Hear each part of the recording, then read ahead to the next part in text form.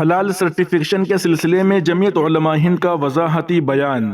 FIR کو بتایا گمراہ کن شرارت، کہا ہم اپنے کاموں کی سالمیت کو واضح کرنے اور برقرار رکھنے کے لیے پرعزم ہیں، ضروری قانونی اقدامات کریں گے۔ ناظرین و سامعین، اس خبر کو آپ امام تھانوی یوٹیوب چینل پر سن رہے ہیں۔ آپ سے درخواست ہے کہ تمام تازہ ترین اپڈیٹ حاصل کرنے کے لیے اس چینل کو سبسکرائب ضرور کر لیجیے گا۔ حلال پروڈکٹس اور ان سے متعلق تصدیقات کے بارے میں لگاتار پروپیگنڈا کی وجہ سے نوبت یہاں تک آ پہنچی ہے کہ اس سلسلے میں حضرت گنج تھانہ لکھنؤ میں ایک FIR درج کی گئی ہے، جس کے بعد یہ ضروری ہو گیا ہے کہ جمعیت علماء ہند حلال ٹرسٹ کے کام اور اس کے مقاصد کے سلسلے میں پیدا کردہ غلط فہمیوں کا ازالہ کرے۔ جمعیت علماء ہند حلال ٹرسٹ کے زیر اہتمام سرٹیفکیشن کا معاملہ مصنوعات تیار کرنے والی کمپنیوں اور ملک و بیرون ملک ان کی برآمد و درآمد کی ضروریات سے وابستہ ہے۔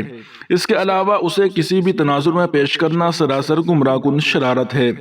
موجودہ دور میں عالمی سطح پر حلال مصدقہ مصنوعات کی مانگ بہت زیادہ ہے اور عالمی بازار میں اپنے اثر و رسوخ بڑھانے کے لیے ہندوستانی کمپنیوں کے لیے ایسی سرٹیفکیشن خدمات حاصل کرنا ناگزیر ہے، جس کی تائید وزارت تجارت حکومت ہند نے خود کی ہے۔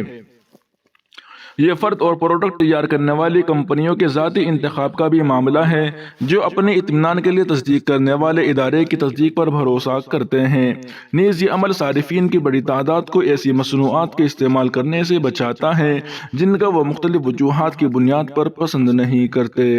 جو لوگ ایسی مصنوعات استعمال نہیں کرنا چاہتے وہ ایسا نہ کرنے کے لیے آزاد ہیں، لیکن جو لوگ کرنا چاہتے ہیں ان کو روکنا ان کے اختیار اور کھانے پینے کے انتخاب کی آزادی کو سلب کرنے کے مترادف ہے۔ حلال سرٹیفکیشن خدمات ہمارے ملک کے اقتصادی نظام کو بھی کافی تقویت پہنچاتی ہے۔ ان کی ضرورت صرف ان ممالک میں نہیں ہے جہاں ہماری مصنوعات ایکسپورٹ ہوتی ہیں، بلکہ ہندوستان آنے والے سیاحوں کے لیے بھی ان کی ضرورت ہے، خاص طور پر وہ لوگ جو بھارت میں اپنے قیام کے دوران حلال مصدقہ مصنوعات تلاش کرتے ہیں، جیسا کہ وزارت تجارت و صنعت نے اپنی طرف سے جاری کردہ پیغام میں وضاحت کی ہے۔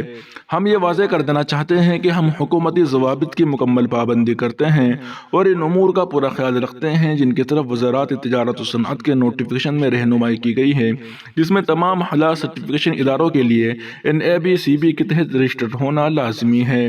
جمعیت علماء ہند حلال ٹرسٹ نے اس سنگ میل کو بھی کامیابی سے حاصل کر لیا ہے۔ جمعیت علماء ہند کے حلال ٹرسٹ کے حلال سرٹیفکیشن نظام کو دنیا بھر کے مختلف حکومتوں اور حکام نے تسلیم کیا ہے، جیسا کہ Malaysia, Indonesia, Thailand, Singapore, جنوبی کوریا، قطر، UAE، سعودی عرب، تمام GCC ممالک نے ہمارے سرٹیفکیٹ کو تسلیم کیا ہے اور ہم ان سے GAC کر چکے ہیں۔ ہم ورلڈ حلال فوڈ کونسل کے رکن بھی ہیں۔ ان تمام توانائیوں کے ساتھ ہم ایبڈا اور دنیا بھر میں ہندوستانی سفارت خانوں کے ساتھ باہمی اشتراک عمل سے عالمی منڈی میں ہندوستانی حلال سرٹیفائیڈ مصنوعات کو فعال طور پر فروغ دے رہے ہیں۔ یہ امر ملحوظ خاطر رہے کہ اگر ہندوستان کو اپنی مصنوعات کسی ملک میں ایکسپورٹ کرنا ہے تو اس ملک کی طرف سے مقرر کردہ اصولوں کی پیروی کرنی ہوگی۔ یہ نوٹ کرنا ضروری ہے کہ تمام مالیاتی لین دین کا صحیح حساب، GST اور انکم ٹیکس کی ادائیگیوں اور مکمل آڈٹ کے ساتھ ہم نے اپنے کاموں کی شفافیت کو یقینی بنایا ہے۔ حلال سرٹیفکیشن کے خلاف جھوٹے دعوے کرنے والے بعض افراد براہ راست ہمارے قومی مفادات کو نقصان پہنچا رہے ہیں۔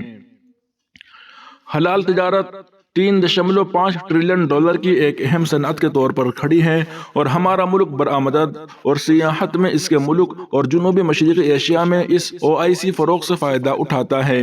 خاص طور سے تجارت کو کئی گنا فائدہ ہو رہا ہے۔ جمعیت علماء ہند حلال ٹرسٹ کے سلسلے میں جو غلط فہمیاں پھیلائی جا رہی ہیں، ہم اس سے گھبرانے والے نہیں ہیں۔ اس طرح کی غلط معلومات کا مقابلہ کرنے کے لیے ضروری قانونی اقدامات کریں گے۔ ہم یہ ضرورت محسوس کرتے ہیں کہ حلال سرٹیفکیشن سے متعلق غلط فہمیوں کا ہر سطح پر ازالہ کیا جائے، جیسا کہ حلال کے تصور کو سمجھنے کی ضرورت پر کیرلا ہائی کورٹ نے تاثر ظاہر کیا ہے۔ ہم اپنے کاموں کی سالمیت کو واضح کرنے اور اسے برقرار رکھنے کے لیے پرعزم ہیں۔